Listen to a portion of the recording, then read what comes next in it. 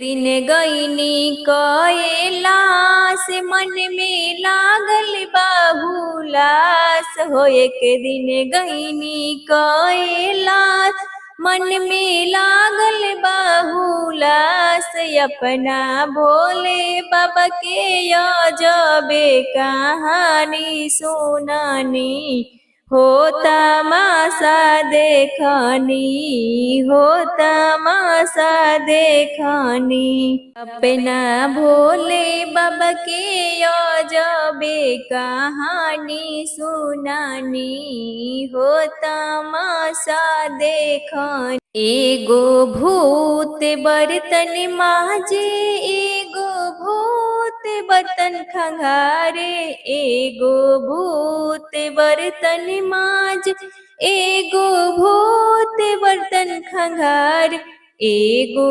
भूतवे के गोतत हम सानी देखनी हो निशानी देखनी अपना भोले बाबा की अजबे कहानी सुनानी हो तमाशा देखनी। एगो हंस पर सवार एगो मोर धैले खाट एगो हंस पे सवार एगो मोर धैले खाट एगो बादशाह बैल पर औघड़दानी देखनी हो निशानी देखनी अपना भोले बाबा के अजबे कहानी सुनानी हो तमाशा देखनी।